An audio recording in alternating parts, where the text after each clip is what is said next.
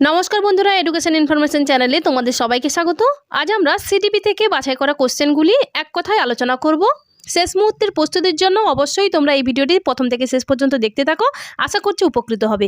আর যারা আমার চ্যানেলে নতুন রয়েছে, পরবর্তী ভিডিওর আপডেট পাওয়ার জন্য অবশ্যই তোমরা চ্যানেলটিকে সাবস্ক্রাইব করে রাখবে। তো চলে যাব আজকের ক্লাসে। ভারতে দূরশিক্ষা সর্বপ্রথম চালু হয় দিল্লি বিশ্ববিদ্যালয়ে। বিদ্যালয় হলো সমাজের ক্ষুদ্র সংস্করণ। শিক্ষা, কৃষ্টি ও বিজ্ঞান চর্চা প্রসারের জন্য একটি আন্তর্জাতিক সংস্থা হচ্ছে ইউনেস্কো।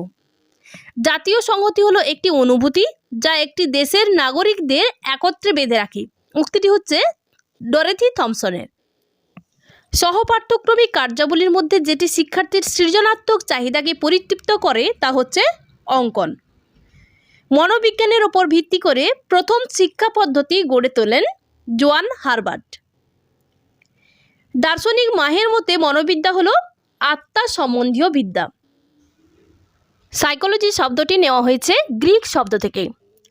ইসলামিক শিক্ষায় প্রাথমিক প্রতিষ্ঠান হলো মক্তব। ব্রাহ্মণ্য শিক্ষার মাধ্যম ছিল সংস্কৃত ভাষা। ব্রাহ্মণ্য শিক্ষা ব্যবস্থায় শিক্ষার শুরুর অনুষ্ঠানকে বলা হতো উপনয়ন। জাতীয় বয়স্ক শিক্ষা কর্মসূচি গঠন করা হয় 1978 থেকে 79 সালের মধ্যে।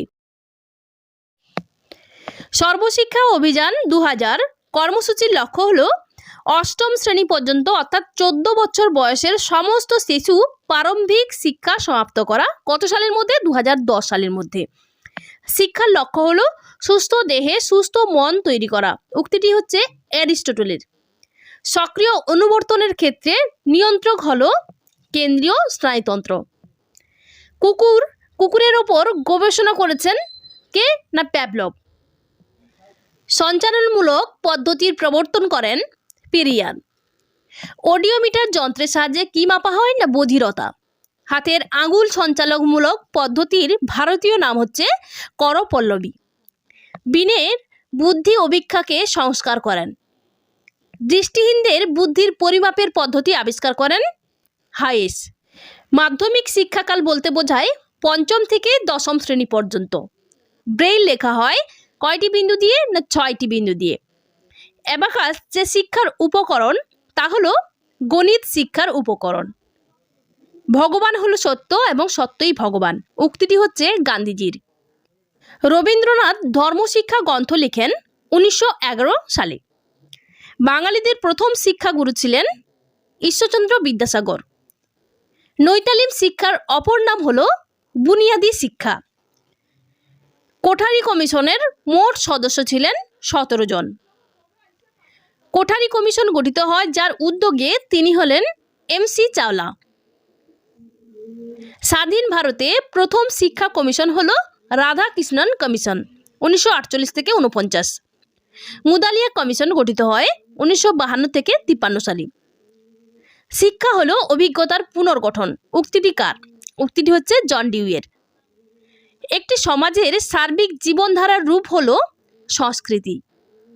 শিক্ষায় প্রকৃতিবাদীদের প্রবক্তা হলেন বিজ্ঞানী রুশো। শিক্ষা মনোবিজ্ঞান হলো মনোবিজ্ঞানের ফলিত শাখা। ব্রেইল পদ্ধতি আবিষ্কৃত হয় 1929 সালে। 2 বছরের উচ্চ মাধ্যমিক শিক্ষাক্রম চালু হয় কত সালে? 1976 সালে। পোশাকে ও আচার ব্যবহারে শিক্ষকের হওয়া উচিত রুচিকর ও স্বাস্থ্যসম্মত। মানুষ যার কাছ থেকে প্রথম শিক্ষা নেয় সেটি হচ্ছে তার মায়ের কাছ থেকে মানুষ তার প্রথম শিক্ষা নেয়।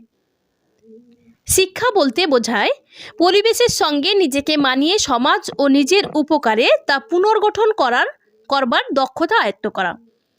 আপনি ক্লাসে গিয়ে দেখলেন ছাত্ররা ঝগড়াঝাটি করছে, শিক্ষক হিসেবে আপনার প্রতিক্রিয়াকে কি বলে? আচরণ। পরের কোশ্চেনে চলে যাব। CCE এর পুরো নাম কি? CCE এর পুরো নাম হচ্ছে continuous and comprehensive evaluation. High gifted চাইল্ডের IQ কত হয়?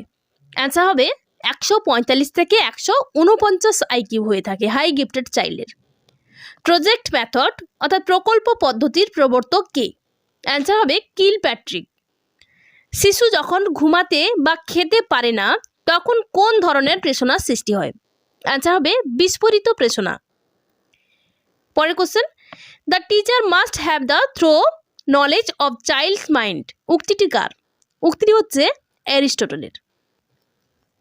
শিক্ষার্থীর আচরণগত সামঞ্জস্যতা গঠন ও দক্ষতার বিকাশের উদ্দেশ্যে কোন শিক্ষণ মডেলটি অনুসৃত হয়? অ্যান্সার হবে প্রত্যক্ষ প্রশিক্ষণ মডেল। পরের কোশ্চেন, যে প্রক্রিয়া দ্বারা ব্যক্তি স্মরণ রাখার বস্তুকে মনের অন্তর্ভুক্ত করে তাকে কি বলে? অ্যান্সার হবে সংরক্ষণ। পরের কোশ্চেন, শিক্ষণ ও শিক্ষণে বক্তৃতা পদ্ধতি হলো একমুখী।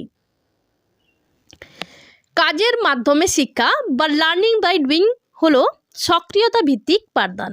পরের কোশ্চেন, স্বয়ং শিক্ষণে একটি কৌশল হলো পিএসআই। চলে যাও পরের কোশ্চেনে, বাস্তব পরিস্থিতি কৃত্রিম পদ্ধতিতে শিক্ষার্থীদের কাছে উপস্থাপিত করা হয় কোন পদ্ধতিতে? অ্যান্সার হবে অনুকৃতি পদ্ধতিতে। চলে যাও পরের কোশ্চেনে, উপস্থাপন, প্রতিক্রিয়া ও ফলাফল এই তিনটি পর্যায়ে দেখা যায় কেলারের পরিকল্পনায়। পরের question, I want to psychology education বলেছিলেন কোন মনোবিদ? অ্যান্সার হবে পেস্টালৎসি। পেস্টালৎসি বলেছিলেন I want to psychological education. পরের কোশ্চেন, আধুনিক মনোবিদ্যার দুটি প্রধান শাখা। অ্যান্সার হবে পরীক্ষামূলক মনোবিদ্যা ও প্রয়োগমূলক অর্থাৎ ফলিত মনোবিদ্যা। পরের কোশ্চেন, শিশুর জন্মগত প্রাথমিক বৈশিষ্ট্যগুলি পরবর্তীকালে পরিমাণগত ও গুণগত উভয়ভাবেই পরিবর্তিত হয়। গুণগত পরিবর্তনের প্রক্রিয়াকে বলা হয় মনোবৈজ্ঞানিক পরিভাষায় বিকাশ। চলে যাব শেষ কোশ্চেনে আজকের, মনোবিদ্যা হলো আচরণের বিজ্ঞান, এই মতবাদের প্রবক্তা কে? Answer J B. ওয়াটসন। জে.বি. ওয়াটসনের মতে মনোবিদ্যা হলো আচরণের বিজ্ঞান। বন্ধুরা, আজকের ভিডিও এই পর্যন্তই। পরবর্তী ভিডিওর আপডেট পাওয়ার জন্য অবশ্যই তোমরা চ্যানেলটিকে ফলো করো।